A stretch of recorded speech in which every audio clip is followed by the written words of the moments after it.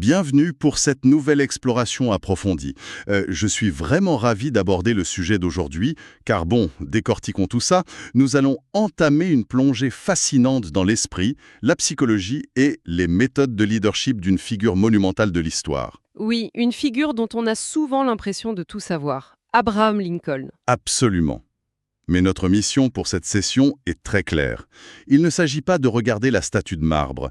Nous voulons faire descendre le président de son piédestal, dissiper cette fameuse image d'Épinal pour véritablement comprendre l'homme en chair et en os. Et pour ça, nous avons la chance de pouvoir nous immerger dans des archives historiques d'une richesse incroyable, notamment les mémoires méticuleusement rassemblées dans la grande biographie d'Ida M. Tarbell. C'est ça, et on va même aller plus loin en explorant des documents rares, des véritables pépites brutes, comme le journal intime de Gideon Welles. Ça nous ouvre grand les portes des coulisses du pouvoir. C'est un défi analytique passionnant. Ce qui ressort de cette immersion dans les archives, c'est vraiment la façon dont la rudesse implacable de la frontière américaine n'a pas brisé cet homme. Au contraire, elle a servi de creuset pour forger un génie politique totalement inédit. Un esprit singulier, né dans une pauvreté d'une brutalité qu'on a du mal à imaginer aujourd'hui. Tout en fait. Et au fil de notre discussion, nous allons voir émerger un leader doté d'une capacité irréelle à synthétiser des forces opposées. Chaque épreuve de sa jeunesse agit comme une fondation directe pour ses décisions colossales pendant la guerre civile. Alors pour comprendre cela, il faut commencer par détruire un mythe très tenace concernant ses racines. On entend souvent cette légende, disons cette caricature, selon laquelle son père, Thomas Lincoln, était une sorte de pionnier paresseux. Oui, le stéréotype du vagabond apathique qui se laissait porter par les événements. Exactement. Mais l'histoire réelle brosse un portrait radicalement différent. Thomas était en fait un charpentier reconnu et hautement compétent pour son époque. À 25 ans, un âge où beaucoup cherchaient encore leur voie dans ces territoires sauvages, il achetait déjà sa propre ferme dans le Kentucky. Et il fabriquait des cabanes extrêmement robustes. Il faut savoir qu'il travaillait principalement à la hache, sans utiliser le moindre clou. C'est essentiel de redonner sa dignité à Thomas Lincoln aujourd'hui. Pourquoi, spécifiquement ? Ce qui est fascinant ici, c'est que c'est de lui que son fils hérite ce pragmatisme terrien, ce bon sens brut. Bien qu'il l'ait trait, le père savait bâtir, il savait survivre dans un environnement impitoyable. C'est dans ce décor rural du Kentucky que l'enfance d'Abraham se déroule. Et très tôt, très tôt, on décèle chez lui un esprit d'une acuité rare. Il y a cette anecdote merveilleuse à propos de simples graines de citrouille. Ah oui, l'histoire des graines, elle est tellement révélatrice. Des décennies plus tard, alors qu'il était en pleine guerre de sécession, le président repensait à un samedi précis de sa jeunesse. Pendant que les autres plantaient le maïs sur un terrain accidenté d'environ 7 acres, le jeune garçon avait la tâche de semer les citrouilles. Avec une méthode bien à lui. C'est ça, avec une précision méticuleuse, il avait déposé exactement 2 graines, pas une de plus, entre chaque monticule de maïs. Uniquement sur les collines environnantes, épargnant totalement la vallée en contrebas. L'eau s'est engouffrée dans les gorges avec une force dévastatrice. Balayant tout sur son passage, la couche de terre arabe, le maïs fraîchement planté, et bien sûr, le précieux travail du jeune Abraham. Mais le fait qu'il puisse raconter cet incident depuis le bureau ovale avec une telle précision topographique, c'est ça qui est révélateur. Il ne se souvenait pas seulement de sa frustration d'enfant. Il décortiquait la mécanique de la tempête, les causes géographiques, les effets physiques de l'eau. Il analysait le paysage et ses dynamiques avec exactement la même acuité qu'il déploiera plus tard pour lire les hommes et les courants politiques. Cette capacité d'observation était vitale sur la frontière. Le danger était partout. Le danger était permanent, oui. L'incident avec son ami d'enfance, Austin Gollaher, illustre parfaitement cette survie sur le fil du rasoir. Une histoire qui aurait pu changer le cours de l'histoire américaine, littéralement. Imaginez la scène pour notre auditoire. Les 2 garçons tentaient de traverser un ruisseau, mais un ruisseau transformé en torrent furieux par des pluies diluviennes. Ils avançaient en équilibre précaire sur un tronc d'arbre glissant. Et là, c'est le drame. Le jeune Abraham glisse et tombe dans les eaux tumultueuses. Sachant qu'aucun des deux ne maîtrisait la natation, l'issue semblait fatale. Mais c'est l'instinct de survie d'Austin qui le sauve. Il lui tend rapidement une longue branche depuis la rive pour le hisser hors de l'eau. Mais le détail psychologique le plus savoureux de cet épisode survient juste après le sauvetage. Oui, la réaction typique de 2 enfants. La véritable terreur de ces garçons n'était plus la noyade, c'était la perspective d'affronter la colère de leur mère en rentrant trempés de la tête aux pieds. Ils ont donc passé des heures, cachés à faire sécher leurs vêtements sur des rochers chauffés par le soleil. C'est un trait d'humanité tellement universel. Ça ancre cette figure historique dans une réalité d'enfant ordinaire. Mais cette insouciance relative s'effondre assez vite avec le déménagement de la famille dans l'Indiana. Là, on change de registre. Complètement. Les conditions de vie atteignent un niveau de précarité extrême. Ils s'installent dans ce qu'on appelait à l'époque un half-face camp. Un abri à moitié ouvert. Exactement. Pour que ceux qui nous écoutent visualisent bien, c'est un abri de fortune fait de rondins, mais auquel il manque littéralement tout un pan de mur. Un côté entier et béant, directement ouvert au vent glacé et aux prédateurs. La seule défense, c'était un grand feu allumé en permanence à l'entrée pour repousser l'hiver. C'est une rudesse presque inconcevable. Et c'est dans ce décor hostile que frappe la tragédie primordiale de sa vie, la perte de sa mère, Nancy Youngs, emportée par la maladie. L'impact psychologique sur ce jeune garçon est immense. Il doit aider son propre père à tailler les planches de bois pour fabriquer le cercueil de sa mère. Ça laisse une empreinte de mélancolie indélébile dans son caractère. Ce deuil aurait pu l'enfermer dans l'amertume, dans le ressentiment. Mais le point de bascule survient avec l'arrivée de sa belle-mère, Sally Bush Johnston. Cette femme transforme littéralement son univers. Elle apporte de l'affection, bien sûr, mais aussi un fragment tangible de civilisation. Elle arrive avec de vrais meubles. Oui, notamment une vraie commode. Dans ce campement à moitié ouvert dont on parlait, une commode représentait un luxe inouï. C'était un rempart de dignité contre la sauvagerie ambiante. Et son plus grand cadeau n'était même pas matériel. Elle a immédiatement compris et nourri le besoin viscéral du jeune homme pour l'apprentissage. Sa faim de mots était insatiable. Il dévorait tout ce qui ressemblait à des caractères imprimés dans un rayon de 50 miles. Mais le manque de moyens le poussait à une ingéniosité folle. À défaut de papier, il utilisait une grande pelle en bois. Une pelle en bois comme ardoise. Oui. Il en grattait la surface avec un couteau, la passait au feu pour la noircir et s'en servait comme d'une ardoise géante. Il écrivait ses équations mathématiques avec un bout de bois carbonisé, mémorisait le tout, puis rasait à nouveau le bois pour recommencer à zéro. C'est l'incarnation absolue de l'acharnement autodidacte. Mais ce n'est pas seulement la manière dont il lisait qui importe, c'est vraiment ce qu'il lisait.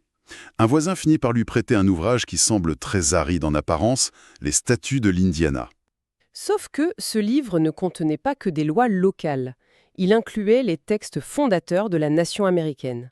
La Déclaration d'indépendance, la Constitution et surtout la fameuse ordonnance de 1787. Alors, pour ceux de notre auditoire qui ne seraient pas familiers avec ce texte précis, pourquoi cette ordonnance est-elle si cruciale dans la formation de sa pensée politique ? C'est une loi fondamentale qui interdisait explicitement et légalement l'esclavage dans les nouveaux territoires du Nord-Ouest. En assimilant ce texte, à la lueur d'un feu de cheminée, ce jeune autodidacte ne se forgeait pas seulement une boussole morale, il s'armait d'une doctrine constitutionnelle bétonnée. Il comprenait que l'esclavage n'était pas une fatalité légale. Exactement, il comprenait que les pères fondateurs avaient déjà posé des verrous juridiques contre l'expansion de l'esclavage. C'est tout l'arsenal intellectuel de ces futurs combats politiques qui se mettent en place à ce moment-là. Et c'est là que ça devient vraiment intéressant. L'application de cette intelligence, de ces lectures au monde réel, ça débute par des prises de conscience très concrètes. Prenez l'anecdote de son tout premier dollar gagné. C'est un moment de bascule psychologique majeur. Il se trouve sur les rives du fleuve Ohio avec son petit bateau à fond plat. Deux voyageurs, lourdement chargés de malles, cherchent désespérément à rejoindre un bateau à vapeur qui passe au large. Il les embarque, rame vigoureusement et les hisse à bord du vapeur. Et alors que le bateau s'éloigne, il leur crie qu'ils ont oublié de le payer pour son service. Et là, chacun des hommes jette une pièce en argent d'1 demi-dollar au fond de sa barque. En racontant cette histoire des années plus tard, il confiait le choc sismique que cela a représenté pour lui.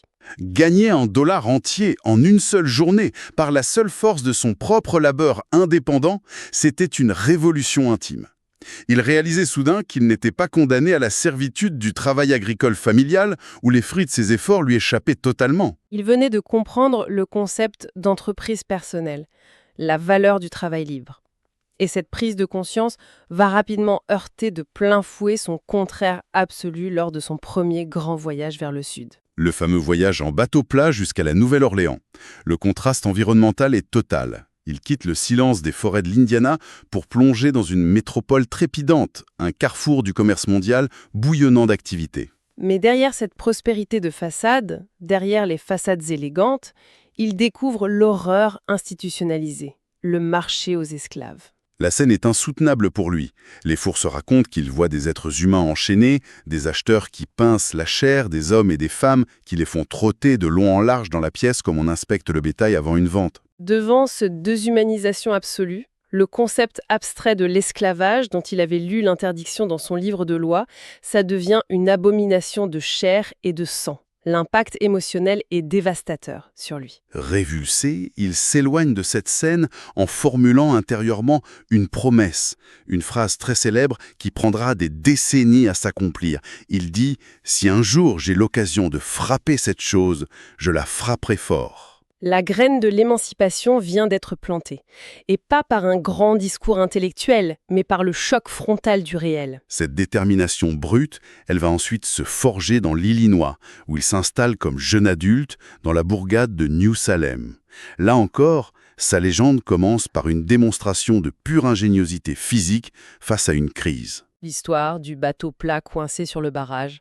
Son employeur lui confie un bateau rempli de marchandises, et lors de la navigation, le bateau reste dramatiquement coincé sur le barrage du moulin local. L'avant se dresse vers le ciel, l'arrière se remplit d'eau à vue d'œil, et tout le village s'amasse sur la berge pour observer ce désastre imminent.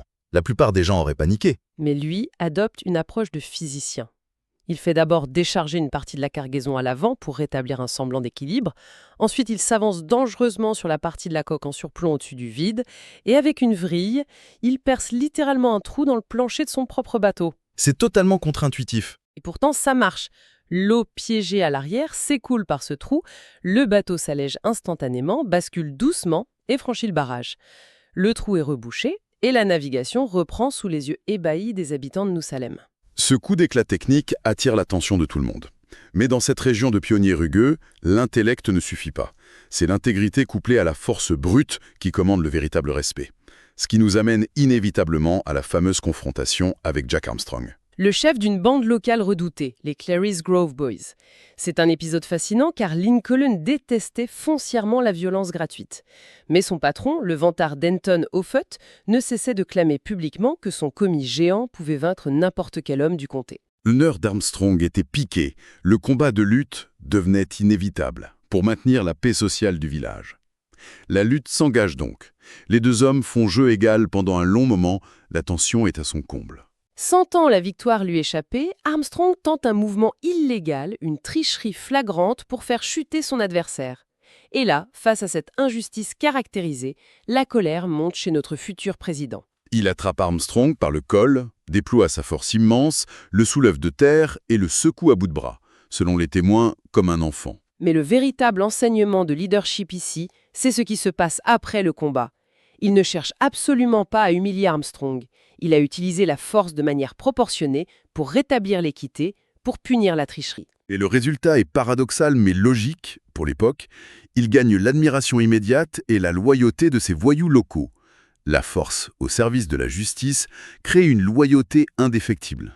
Une justice et une intégrité qui s'appliquaient aussi aux moindres détails de son quotidien, forgeant son surnom de « Honest Abe », l'honnête Abe. On connaît tous l'histoire de la cliente à qui il a rendu, par erreur à la fermeture de son magasin, 610 quarts de trop. Plutôt que de laisser couler pour une somme si dérisoire, il marche des kilomètres en pleine nuit pour lui restituer la monnaie exacte. Ou encore cette erreur de peser sur la balance qui le pousse à faire une longue marche pour livrer quelques onces de thé manquantes à une autre cliente. Cette scrupuleuse obsession de l'honnêteté, combinée à sa carrure intimidante, le place très naturellement en position d'autorité au sein de la communauté. Une autorité qui va être mise à l'épreuve lors de la guerre de Black Hawk. Pour situer le contexte très simplement et objectivement, il s'agissait d'un bref conflit armé dans les années 1830 entre les États-Unis et certaines tribus amérindiennes menées par le chef Black Hawk. Des tribus qui contestaient les traités, les forçant à quitter leurs terres. Dans ce chaos de milices de volontaires frontaliers, il est élu capitaine par ses propres hommes. Une élection qu'il qualifiera de plus grande fierté de sa jeunesse. Mais la réalité de son commandement était à la fois comique et pleine de grandes leçons. Il ignorait absolument tout des tactiques et du jargon militaire. Un jour, en menant sa troupe à travers champs, il se heurte à une barrière étroite. Ne connaissant pas l'ordre réglementaire pour faire passer sa compagnie en file indienne, il improvise avec un pragmatisme désarmant. Il leur crie « Cette compagnie est dispersée pour 2 minutes et se reformera de l'autre côté de la barrière. » C'est brillant.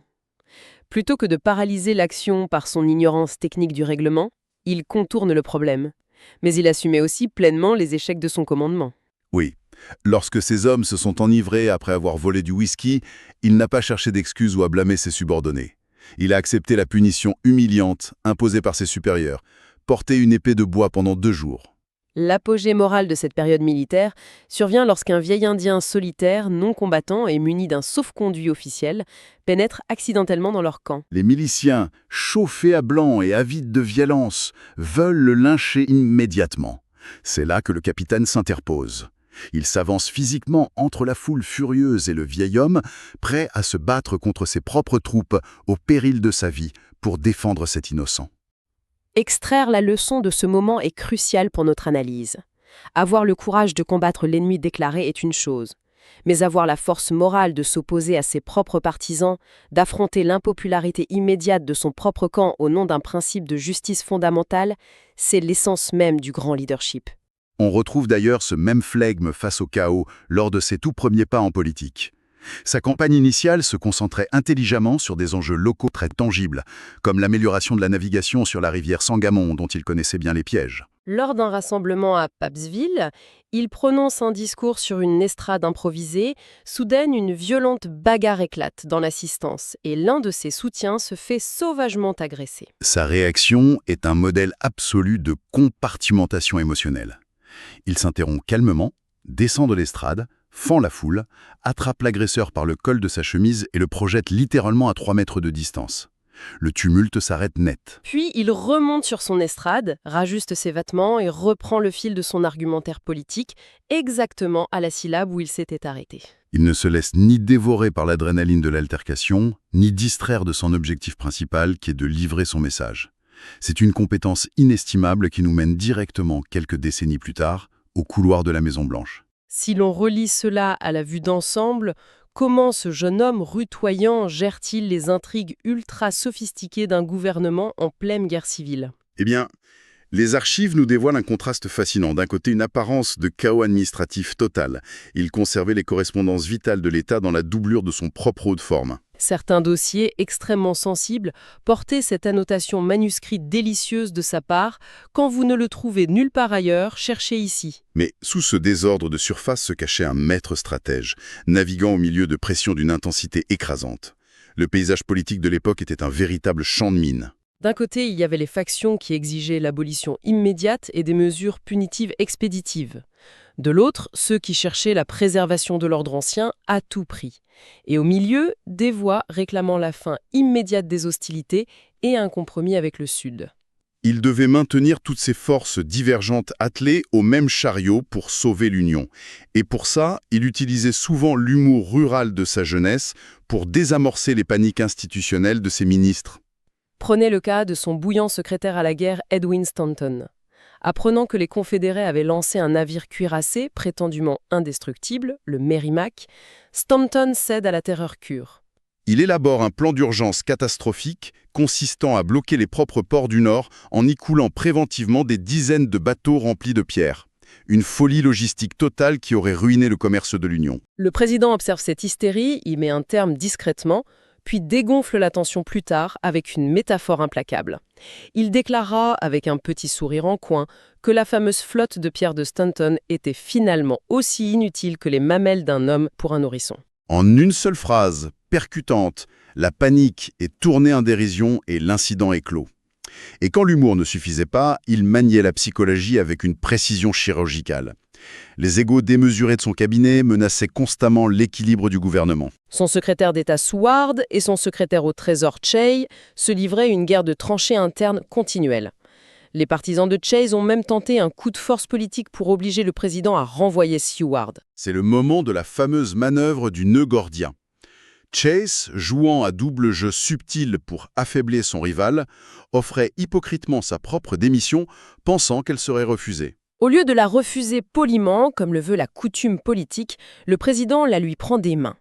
Tenant désormais les démissions écrites des 2 rivaux sur son bureau, il réalise qu'il les a piégés à leur propre jeu politique. Il s'exclame triomphant « Cela coupe le nœud gordien ». Il les a forcés tous les deux à rester en poste, mais cette fois-ci sous sa domination totale et indiscutable. Il ne pouvait plus menacer de partir. Il excellait aussi dans l'art de la critique constructive sans détruire l'interlocuteur. Le jeune idéologue Karl Schurz lui avait adressé une lettre incendiaire, remettant gravement en cause ses décisions militaires. Le président lui répond d'abord par écrit avec une fermeté implacable, démontant ses arguments un par un. Mais, comprenant la valeur de ce jeune leader pour l'avenir du pays, il l'invite peu après à la Maison-Blanche. Schurz arrive tendu, s'attendant à être sévèrement limogé ou humilié. Il trouve le commandant en chef confortablement installé près de la cheminée, chaussé de pantoufles géantes. L'accueil est extrêmement chaleureux. Le président lui tape sur le genou en éclatant de rire et lâche. Je t'ai bien rentré dedans dans ma lettre, n'est-ce pas? Mais ça n'a pas fait mal, si? L'animosité s'évapore instantanément. Il a recadré l'homme sur le fond sans humilier son ego sur la forme. Alors qu'est-ce que tout cela signifie lorsqu'il faut prendre des décisions d'une gravité absolue, impliquant la liberté civile? Comment ce pragmatisme s'articule-t-il face aux limites strictes du pouvoir? C'est tout l'enjeu de la célèbre affaire Vallandigham. Pour clarifier ce point pour notre auditoire, Clément Vallandigham était un politicien du Nord qui s'opposait violemment à la guerre civile, allant jusqu'à haranguer les foules pour encourager publiquement la désertion des soldats de l'armée de l'Union. Face à cette menace interne en pleine guerre de survie, le président a pris la décision très controversée de le faire arrêter par l'armée, contournant ainsi le droit constitutionnel fondamental d'être jugé par un tribunal civil ordinaire. Les critiques de tous bords l'ont immédiatement accusé de devenir un tyran destructeur des libertés. Mais pour justifier cette suspension exceptionnelle des libertés, il a formulé une philosophie du pouvoir d'urgence brillante, basée sur une analogie médicale.